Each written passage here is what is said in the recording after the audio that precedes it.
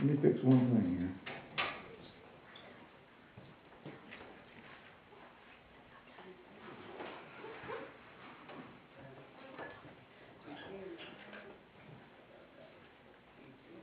I have to fix my iPad so that it doesn't close out on me while I'm talking. Last week we looked a little bit about, hang on a second.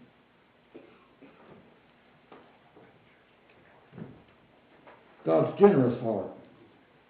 We talked about in Deuteronomy when Moses was telling the people about going into the promised land and to remember that God was the one that delivered them. And so we talked about going into the crossing over the Red Sea, and then we talked about crossing over the Jordan River. And both times it was God that parted the waters that allowed them to go across.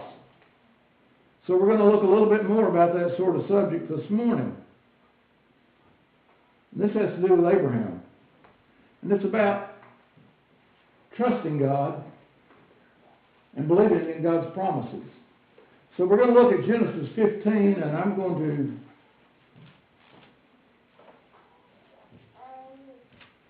to look at the first 6 verses to start with. After this, the word of the Lord came to Abram in a vision. Now, after this was a big a battle, which didn't really involve Abram, but it did involve his nephew Lot being captured, and then Abram having to go free him from these 2 warring factions. And then one of the kings wanted to give Abram some stuff, and he said, no, I don't want it to be said that you are the one that made my name great, because he wanted it to be God that made his name great. And so after this, it says, the word of the Lord came to Abram in a vision. Do not be afraid, Abram. I am your shield, your very great reward. But Abram said, Sovereign Lord, what can you give me, since I remain childless, and the one who will inherit my estate is Eliezer of Damascus. Eliezer was like his foreman, his right-hand man, his business manager, however you want to look at it. He was very important to Abram, but he was not blood kin to him. And Abram said, you have given me no children, so a servant in my household will be my heir. Then the word of the Lord came to him, this man will not be your heir, but a son who is your own flesh and blood will be your heir. He took him outside and said, look up at the sky and count the stars, if indeed you can count them. Then he said to him, so shall your offspring be. Abram believed the Lord, and he credited to him as righteousness. Lord, pull up that first picture. Now, if you had that much white hair, and your wife had that much white hair, and you had waited all your life on a child and had never had that child come into your life, and you had gotten of some age there, 70 comes to mind. I don't know if that's just in my head or if that's something I read somewhere, and they don't know. They were just estimating. Would you give up? Because you're not. It just doesn't happen that people of that age have children. And yet, God tells him that that's going to happen. You know, and they really didn't take God very serious when that happened. And so, God takes him outside. And he says, look up in the sky and see the stars. Your descendants will be numbered as great as all the stars that you can see. And Abram, I'm sure, is like, well, if you say so. And that's why it says it was credited to him as righteousness. That even though in spite of all this going on, and the time has expired on having children, that he trusted in God and said that will happen. You think about that passage, and I've talked about this idea about the stars in the sky when we sing that So Will I song. 100 billion galaxies. When we sing that, it reminds me of that. And so, and I'm sure I've said this in the last few weeks, when we sang that song the other time. But sometimes I miss things. Do you miss things? That you just don't really pay attention to some things? You know, we tend to walk around with our heads down, and we have all the things that are going on wrong with our lives, and yet the sun comes out, and we look around and we see that, and it just makes us feel better. Makes me feel better to see the sunshine and God's glory and the transformation that takes place around us with the trees and the flowers. But still, we miss things. The part that I talked about a few weeks ago was about those stars in the sky. You know, and I made the comment. I really never considered much about those stars in the skies just because, well, I'm not ever going to go there, so what's the use? Let's just look at what we're doing here. And let's just keep our head down and think about this earth. Until I got that app on my phone. Skyview, I think it's called. One night I was looking outside and, you know, just looking around. I'm like, well, that's a really bright something or another there. What is that? And I think it turned out to be Venus or Mars or something like that. But anyway, I took that phone and you point it up there and it actually shows it a little bit to the left of where you're looking. And it said whatever it was. And then I put the phone down. And I began to look at 100 billion galaxies. It was a really clear night. And it's like there are so many stars that sometimes it's not the individual stars, it's the globe. Because there are so many. And God got bigger in my life because I chose to look beyond my phone and to look out and see what He had done in this universe. Can you imagine Abram? God says, I'm going to do a big thing in your life. And Abram's like, well, we don't really have much of a history of these people this old having kids.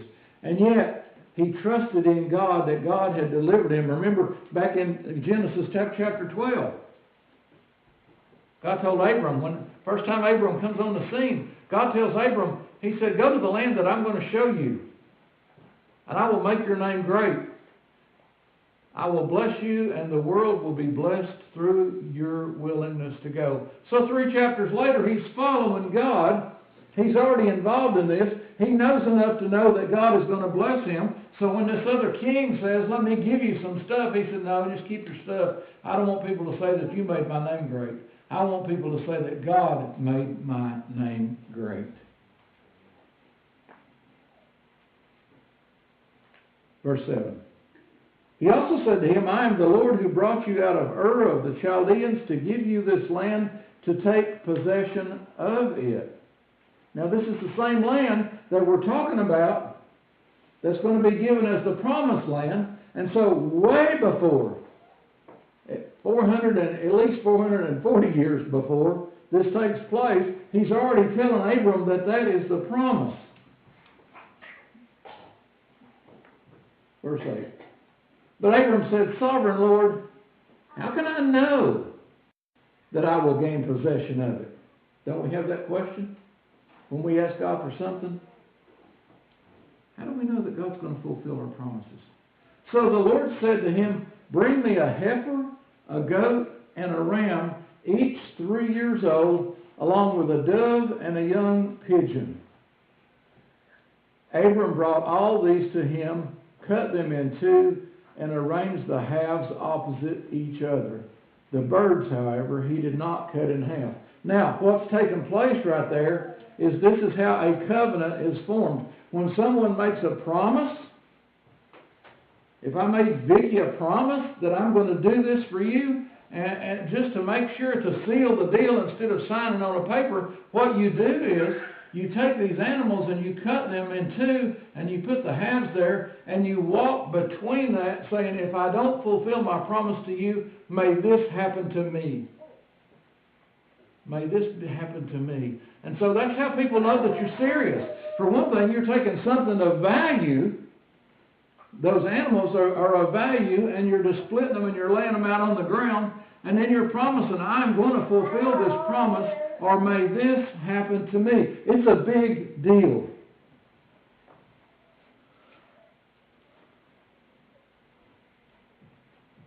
Then the birds of prey came down on the carcasses, but Abram drove them away. As the sun was setting, Abram fell into a deep sleep. Now, nobody walked between those yet. They're just put them in place. Abram fell into a deep sleep, and a thick and dreadful darkness came over him. Something's going on. He's dreaming. He's having this deal where something is heavy. It's weighing on him. Then the Lord said to him, know for certain that for 400 years your descendants will be strangers in a country not their own, and that they will be enslaved and mistreated there.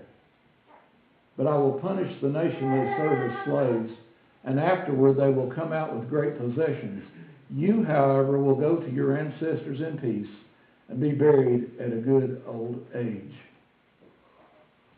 In the 4th generation, your descendants will come back here, for the sin of the Amorites has not yet reached its full measure. They would be fighting with the Amorites, and so when the sun had set and darkness had fallen, a smoking firepot with a blazing torch appeared and passed between the pieces. What's passing between the pieces? Abram wasn't asked to walk between the pieces and make a vow to God, but this firepot and this torch are passing between them. Who is that? That's God. That's God saying, this is how serious I am about this promise I'm making you. This is how serious I am about this prophecy. And, nobody's going to cut God in two. And God's not going to die. But what God is saying, this is the seriousness of it. I'm taking this covenant principle that you have between one man and another man, or a woman and a woman. I'm taking this covenant principle, and I'm going to tell you that I am going to fulfill what I am telling you. That you can trust me.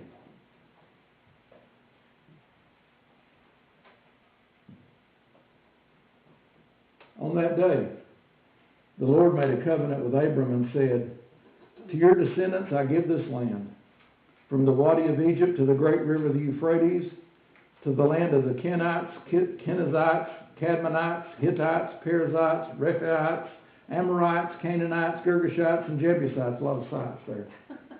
A lot of sites. A lot of people that are in possession of that land, and God is saying, that's going to become your land. That's going to become your land, and you are going to take possession of that. Now, it was an act on God's part to do that, but still, for 400 years, they're going to be captive in the land of Egypt. When they went to Egypt, they weren't captives, but as time went on and the Pharaoh made them slaves, and they ended up working until they began to cry out to the Lord. And God raised up Moses to lead them out of that. Abram died a long time before that ever took place. Did he see that come to fulfillment? No. But he trusted that God would do that because God had made that promise, that covenant promise, that would happen. And so he continued on, and sure enough, they had a son. Now, you also remember what happened in the middle of that. That Sarah said, that's not going to happen. That's just not going to happen. I'm not going to be able to. I want you to take my servant, my maidservant, and I want you to have a child with her, and let that child be your offspring, and let it be the one that receives the promise of the blessing. It receives the promise of the land. To the Jews, there were three things that were of ultimate importance. Land, and this still plays out today. Land. In fact, the national newspaper is Haaretz, which means the land. That's the name of the paper. Land is that important to them. The second thing is descendants. That's how that they lived out their lives. They didn't have a good understanding of the concept of heaven, and so for their name to continue to live on, it had to live on through their descendants. So it was so important. A person was childless was looked down on because they didn't have anybody to receive the land that they had, the possessions that they had. And the third thing that they wanted was a blessing. The stories we read in the Old Testament about the fathers giving blessings to the sons or curses to the sons. That was so important. And so when God is telling him and making a promise, it's like a blessing that he's making to Abram.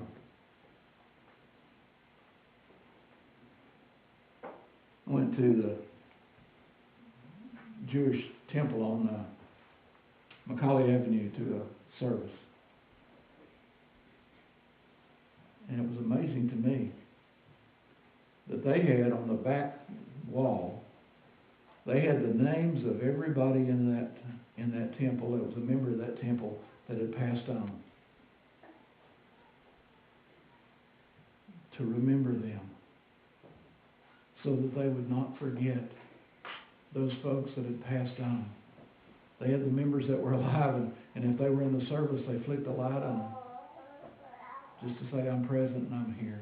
The other thing about the remembrance was that so impressed me, probably more than anything else. And I was talking to their lay leader, who, strangely enough, came out of the Seventh-day Adventist church and became Jewish, because he said the Seventh-day Adventists were too legalistic. And I'm like, I don't get what the change was there. I don't understand that. But he was taking me around and showing me the stuff after the service. And they opened this cabinet up here on the podium, and opened this cabinet. It had 3 scrolls in it. Those are the scrolls of the Old Testament that they read out of. And he opened another cabinet and he said, this one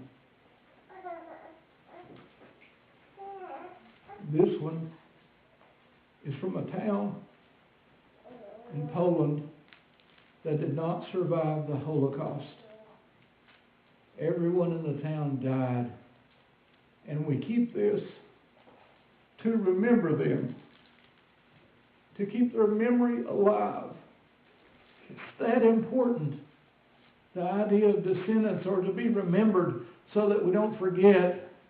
And we all want to be remembered, but our expectation is that's going to last about a generation or maybe 2. And then that's over. In my own family, my great nieces are having a birthday party today. And so the lineage is their mother's father is Papa Hootie, my dad. His father is Old Papa. And they have no idea who was before that. And I didn't for a long time. So our expectation is about 2 generations or 3 generations, or maybe 4, that we are remembered, and we're okay with that. For them, it's so important to be remembered. And so Abram is looking at this promise, knowing that when that promise is fulfilled, they will still say it started with Abram, that he was the one that began that process. Our concern is not so much with the beginning of the process, but how that has played out. Because what happened, and the thing that we need to remember, is we look at our own lives and sometimes we question God about, are you really going to do this in my life? Is this really going to happen? But Lori, pull up the Red Sea picture. The proof is in what took place earlier that we are living in the bounty of, the blessing of, because you remember when that 400 years was passed, they're going to come out of there.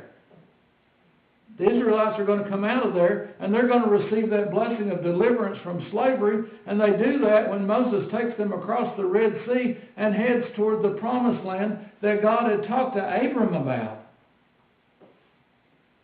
And they get there, and do they trust God? No, we talked about this last week. Do they really trust God? No.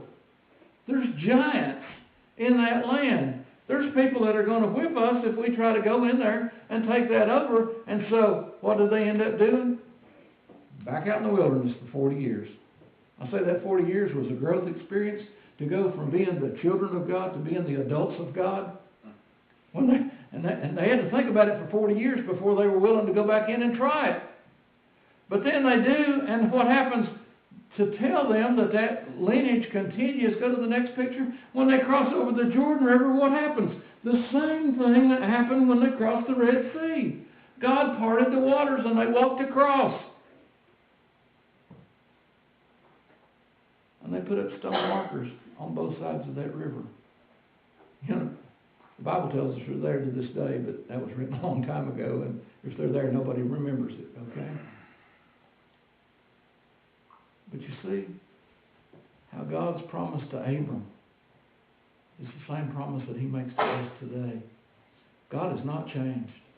He is the same. And so when we see the story of Abram, we get to read about that, and we get to say we're a part of that story. Are we blood descendants of Abram? Not from my ancestry testing. Could be. I don't go back that far. There's nothing Middle Eastern about me. But what we see is when we read the Scripture, that God's promises to Abram were fulfilled 400 years later. God's promises were fulfilled 40 years later after that.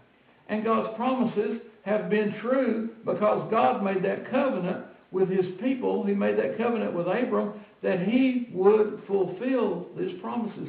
So we place our trust in Him. We do that, especially in the days, the dark days that we have, when our grandson is sick and we don't know what's going on, and everybody is frightened about what's going to take place. We do that when our husband is coughing and carrying on and having to go to the hospital. We do that when my brother-in-law's in the hospital. And we look at those dark days, but remember that sun shining out here? The days don't stay cloudy all the time. What we would have expected is we don't want to be in captivity for 400 years. We just want everything to be good. And nowhere in this book is everything good. Our history is not of everything good, but it's a mixture of the bad and of the good. Sometimes we bring it on ourselves because we lose sight of God's promises and we veer off and we do other things. And when you look after they go into the promised land, that book of Judges, God had to raise up judges. Why? Because a generation arose that did not know the Lord. How long does that have to take place? You know, I preach on that sometimes. If you don't take your kids to church, they don't take their kids to church, and another generation arises that does not know the Lord. Well, it's something that we have to work on. It's something that we have to maintain. Because we don't want that generation to arise that don't know the Lord. Doesn't know the Lord. I don't know. I'm not real big on the English. But you see, after that, read the book of Kings, 1st and 2nd Kings, 1st and 2nd Chronicles. Man, if you got a good king, you were just lucky. Because most of them were evil. Why? Because they're the same people that we got today. Gimme, gimme, gimme. I want everything for myself. I want to be rich, and so if I'm the king, I want all the wealth to come to me. Look, you know, I was just reading the other day about all these rulers that have been deposed. None of them ever leave the country poor.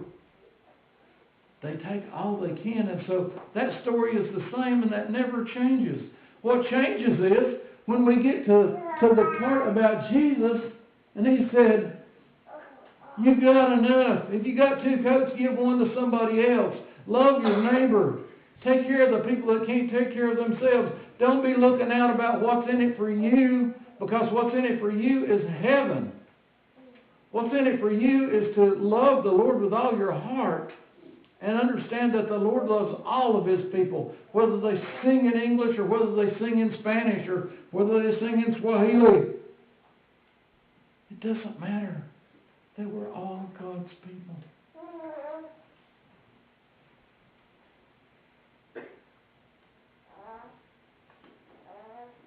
To your descendants I give this land, from the Wadi of Egypt to the great river, the Euphrates. Abram didn't know who his descendants were going to be. We don't necessarily know who our descendants are going to be when you get 4 or 5 generations down the road.